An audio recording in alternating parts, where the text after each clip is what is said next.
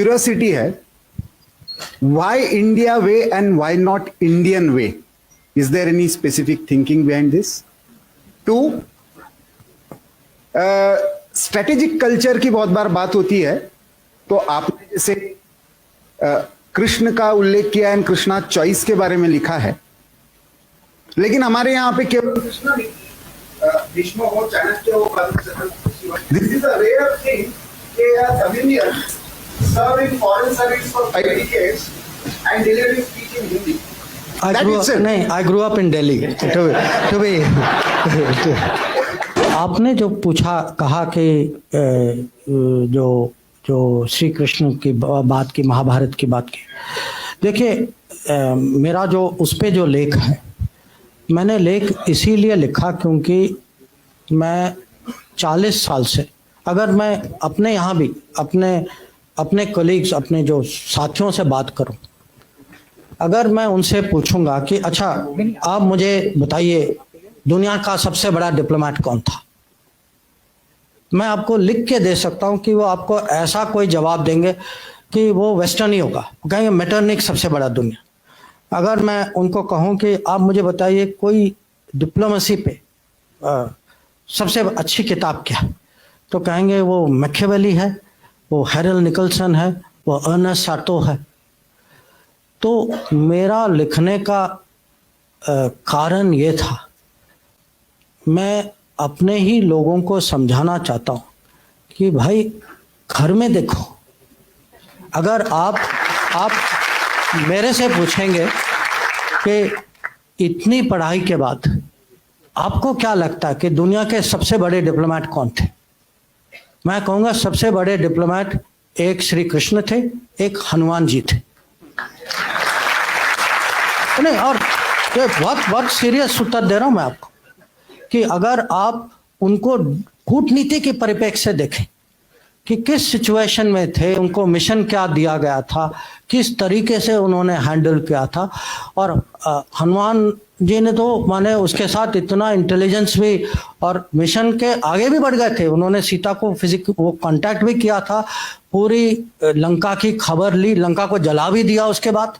माने कैसे डिप्लोमेट निकले, माने ऑल पर्पस मल्टीपर्पस डिप्लोमेट निकले। 10 बड़े स्ट्रेटेजिक कॉन्सेप्ट जो इंटरनेशनल रिलेशन, मैं हर कॉन्सेप्ट का आपको एक महाभारत में इक्विवेलेंट दे सकता हूँ कि अगर आप कहें अरे आज मल्टीपोलर वर्ल्ड है, उस समय भी अगर कुरुक्षेत्र के मैदान में क्या हो रहा था, वो मल्टीपोलर भारत था जिसमें अलग अलग राज्य थे, सबको कहा गया कि आप उनके साथ हैं, मेरे साथ हैं, 1-2 नॉन अलाइन निकले बीच, जैसे बलराम थे या रुक्मा थे, या अब हम कहते हैं कि ग्लोबलाइज दुनिया है, इंटरडिपेंडेंस है, हम सब पे ये बाधाएं हैं, कंस्ट्रेंट।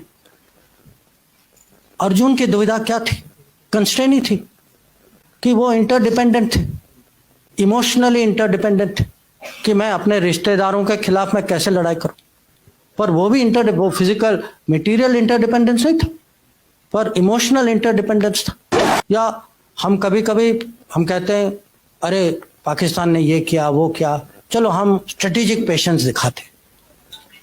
स्ट्रेटेजिक पेशेंस का सबसे अच्छा उदाहरण जो है वो कृष्ण भगवान जिस तरीके से उन्होंने शिशुपाल को हैंडल किया कि 100 बार उन्होंने क्षमा किया, 100 बार, उसके बाद आपको पता है उन्होंने क्या किया। या आजकल ये टर्म आया है रूल्स बेस्ड ऑर्डर, हाँ, कि एक मर्यादा होती है देशों के बीच में, जो राजनीति में, कि आपस में कुछ ऐसे कानून होते हैं, कुछ रूल्स होते हैं।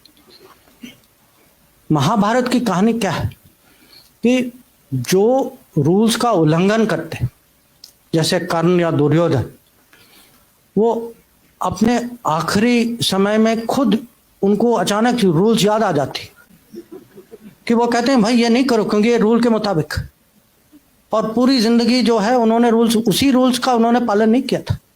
आज हम कभी आपस में हमारी डिबेट होती है कि हमारे खिलाफ हमसे बड़ा देश। अब ये याद रखिएगा कि पांडव जो है, पांडव कौरव की प्रोपोर्शन जो थी वो 7-11 थी, कि वो छोटी फौज थी उनके पास, छोटी फौज थी पर बड़ी सोच थी, अनुशासन ज्यादा था, क्रिएटिविटी ज्यादा था, इंटेलिजेंस ज्यादा था, और श्री कृष्ण उनके साथ थे।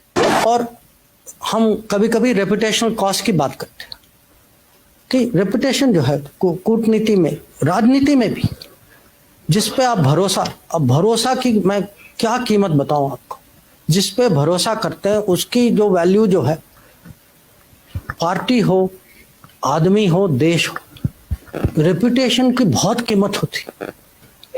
और पांडवों की रेपुटेशन जो है कौरव से इतनी अच्छी थी, रेपुटेशन का बहुत फर्क पड़ा। और कभी कभी ये भी है कि जो बड़े गोल, जो लार्जर गुड के लिए कभी लोगों को माने टैक्टिकल एडजस्टमेंट करना पड़ता है।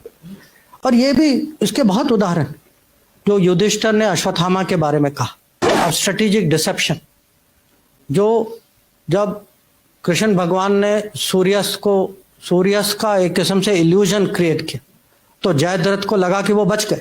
हम जो हैं इतनी माने आसानी से ये शब्द लेते हैं, Trojan horse, Achilles heel, Gordian knot. अब ये कहाँ से आते हैं ये शब्द? किसी और के कथा से आते हैं।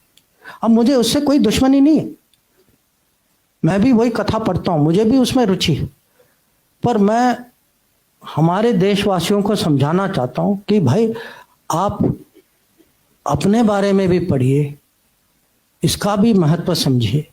इंडियन स्ट्रेटेजिक कल्चर दूसरों के अनुभवों और दूसरे के कथाओं से नहीं बनेगी। इंडियन स्ट्रेटेजिक कल्चर इंडिया के एपिक से बनेगी।